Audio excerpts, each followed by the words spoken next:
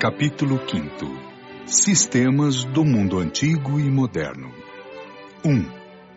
A ideia primeira que os homens fizeram da Terra, do movimento dos astros e da constituição do universo deve ter sido, em sua origem, unicamente baseada no testemunho dos sentidos, na ignorância das mais elementares leis da física e das forças da natureza, não tendo senão a sua visão limitada como meio de observação, não podiam julgar senão pelas aparências.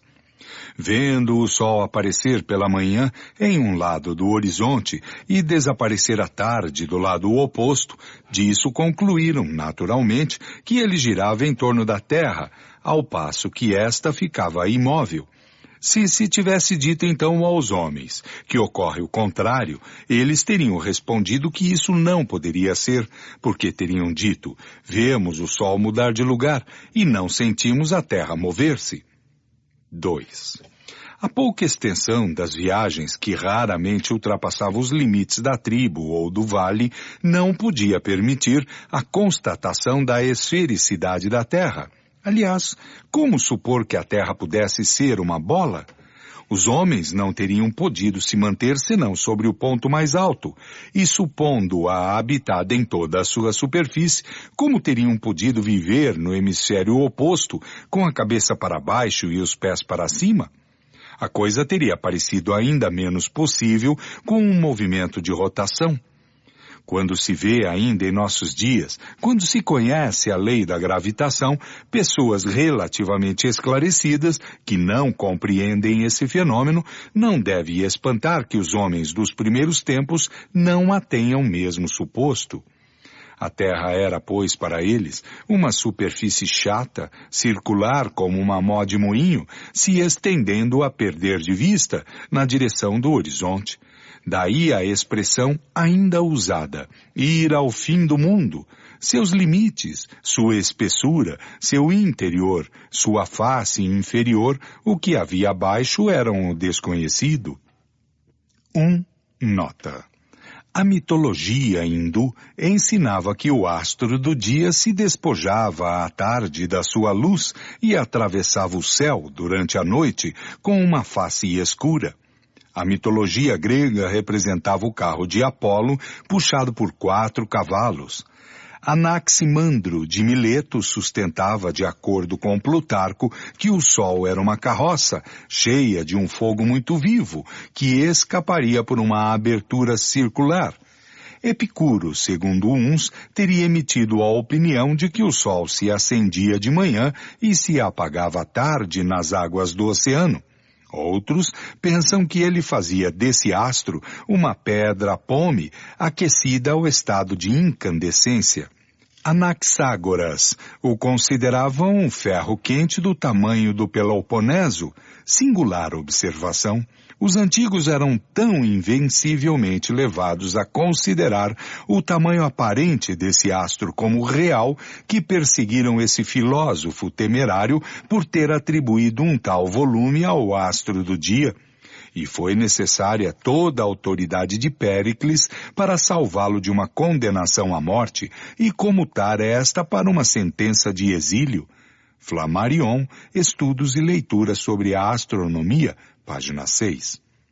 Quando se vêem tais ideias manifestadas no V século, antes da era cristã, ao tempo de maior florescimento da Grécia, não se pode admirar das que fizeram os homens das primeiras idades sobre o sistema do mundo. Fim de nota. 3. O céu, aparecendo sob uma forma côncava, era, segundo crença vulgar, uma abóboda real, cujas bordas inferiores repousavam sobre a terra e lhe marcavam os limites. Vasta cúpula da qual o ar enchia toda a capacidade. Sem nenhuma noção do infinito e do espaço, incapazes mesmo de concebê-los, os homens figuravam essa abóboda formada de matéria sólida. Daí o nome de firmamento, que sobreviveu à crença e que significa firme, resistente, do latim firmamentum, derivado de firmus, e do grego erma, ermatus, firme, sustentáculo, suporte, ponto de apoio. 4. As estrelas, das quais não se podia supor a natureza, eram simples pontos luminosos mais ou menos gordos, pregados na abóbada, iguais a lâmpadas suspensas dispostos sobre uma única superfície e, por conseguinte, todos à mesma distância da Terra, do mesmo modo que são representados no interior de certas cúpulas, pintadas de azulado para figurar o azul dos céus. Se bem que hoje as ideias sejam outras, o uso de antigas expressões se conservou, disse ainda por comparação a abóbada estrelada sob a calota do céu. 5. A formação das nuvens pela evaporação das águas da terra era então igualmente desconhecida. Não podia vir ao pensamento que a chuva que cai do céu tivesse a sua origem na terra, de onde não se via a água subir. Daí a crença na existência das águas superiores e das águas inferiores, das fontes celestes e das fontes terrestres, dos reservatórios situados nas altas regiões, suposição que concordava perfeitamente com a ideia de uma abóbada sólida capaz de mantê-los. As águas superiores, escapando-se pelas fissuras da abóbada, caíam em chuva, e segundo essas aberturas eram mais ou menos extensas. A chuva era suave ou torrencial e diluviana. 6. A ignorância completa do conjunto do universo e das leis da natureza que o regem, da constituição e da destinação dos astros, que aliás parecem tão pequenos em comparação com a Terra, deveu necessariamente fazer considerar esta coisa principal, o objetivo único da criação, e os astros como acessórios criados unicamente em intenção dos seus habitantes. Esse preconceito se perpetuou até os nossos dias, malgrado as descobertas da ciência, que mudaram para o homem o aspecto do mundo. Quantas pessoas creem ainda que as estrelas são ornamentos do céu para recrear a vista dos habitantes da Terra? 7. Não tardou em se perceber o movimento aparente das estrelas que se movem em massa do Oriente para o Ocidente, erguendo-se à tarde e deitando-se pela manhã, conservando suas posições respectivas. Essa observação não teve durante longo tempo outra consequência senão a de confirmar a ideia de uma abóbada sólida, arrastando as estrelas em seu movimento de rotação. Essas ideias primeiras, ideias ingênuas, foram, durante longos períodos seculares, o fundo das crenças religiosas e serviram de base para todas as cosmogonias antigas. 8. Mais tarde, compreendeu-se pela direção do movimento das estrelas e o seu retorno periódico na mesma ordem que a abóbada celeste não podia ser, simplesmente, uma semi-esfera pousada sobre a Terra, mas uma esfera inteira, oca no centro da qual se encontrava a Terra, sempre chata, ou mais ou menos convexa e habitada somente em sua superfície superior. Já era um progresso. Mas sobre o que estava pousada a Terra?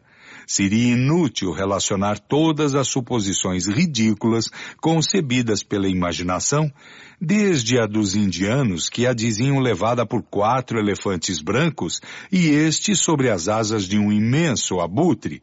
Os mais sábios confessavam que nada sabiam a respeito. 9. Entretanto, uma opinião geralmente difundida nas teogonias pagãs colocava nos lugares baixos, ou seja, nas profundezas da terra, ou abaixo, não se sabia mais, a morada dos condenados, chamada inferno, quer dizer lugares inferiores, e nos lugares altos, além da região das estrelas, a morada dos felizes. A palavra inferno se conserva até aos nossos dias, embora tenha perdido seu significado etimológico, desde que a geologia desalojou o lugar dos suplícios eternos das entranhas da Terra, e que a astronomia demonstrou que não há nem alto nem baixo no espaço infinito. 10. Sob o céu limpo da Caldeia, da Índia e do Egito, berços das mais antigas civilizações, pôde-se observar o movimento dos astros com tanta precisão quanto permitia a ausência de instrumentos especiais. Viu-se primeiro que certas estrelas tinham um movimento próprio, independente da massa, o que não permitia mais supor que estivessem pregadas na abóbada. Foram chamadas de estrelas errantes ou planetas, para distingui-las das estrelas fixas. Calcula-se o seu movimento e os seus retornos periódicos. No movimento diurno da abóbada estrelada, nota-se a imobilidade da estrela polar, ao redor da qual as outras descreviam, em 24 horas, círculos oblíquos paralelos, mais ou menos grandes segundo a sua distância da estrela central. Esse foi o primeiro passo para o conhecimento da obliquidade do eixo do mundo. As viagens mais longas permitiram observar a diferença dos aspectos do céu, segundo as latitudes, as estações, a elevação da estrela polar acima do horizonte, variando com a latitude, pôs sobre o caminho da redondeza da Terra. Foi assim que, pouco a pouco, se fez uma ideia mais justa do sistema do mundo. Cerca de 600 anos antes de Cristo, Tales de Mileto, Ásia Menor, descobre a esfericidade da Terra, a obliquidade da eclíptica e a causa dos eclipses. Um século mais tarde, Pitágoras, de Samos, descobre o movimento diurno da Terra sobre o seu eixo, seu movimento anual ao redor do Sol, e liga os planetas e os cometas ao sistema solar. 160 anos antes de Jesus Cristo, Hiparco de Alexandria, Egito, inventa o astrolábio, calcula e prediz os eclipses, observa as manchas solares, determina o ano trópico, a duração das revoluções da Lua. Por preciosas que fossem essas descobertas para o progresso da ciência, necessitaram quase 2000 anos para se popularizarem. As ideias novas não tendo então, para se propagarem, senão raros manuscritos, permaneceram o quinhão de alguns filósofos que as ensinavam aos discípulos privilegiados. As massas, que ninguém cuidava de esclarecer, delas nada aproveitaram e continuaram a nutrir-se das velhas crenças. 11. Perto do ano 160 da era cristã, Ptolomeu, um dos homens mais ilustres da escola de Alexandria, combinando as suas próprias ideias com as crenças vulgares e algumas das mais recentes descobertas astronômicas, compõe um sistema que se pode chamar misto, que leva o seu nome e que durante quase 15 séculos foi o único adotado no mundo civilizado. Segundo o sistema de Ptolomeu, a Terra é uma esfera no centro do universo. Ela se compõe de 4 elementos: a terra, a água, o ar e o fogo. Era a primeira região dita elementar. A segunda região, dita etérea, compreendia 11 céus ou esferas concêntricas, girando ao redor da Terra, a saber, o céu da Lua, o de Mercúrio, de Vênus, do Sol, de Marte, de Júpiter, de Saturno, das estrelas fixas, do primeiro cristalino, esfera sólida transparente, do segundo cristalino e, enfim, do primeiro móvel que dá o movimento a todos os céus inferiores e os leva a fazer uma revolução em 24 horas. Além dos 11 céus, estava o Empírio, morada dos felizes, assim chamada do grego Pir, que significa fogo, porque se acreditava a essa região resplandecente de luz como o fogo. A crença em vários céus superpostos prevaleceu por longo tempo, mas variava-se sobre o número. O 7º era, geralmente, considerado o mais elevado, daí a expressão ser arrebatado ao 7º céu. São Paulo disse que tinha sido elevado ao 3º céu, e independentemente do movimento comum, os astros tinham, segundo Ptolomeu, movimentos próprios mais ou menos consideráveis, segundo a sua distância do centro. As estrelas fixas faziam uma revolução em 25.816 anos. Esta última avaliação denota o conhecimento da precisão dos equinócios, que se realiza com efeito em 25.860 anos. 12.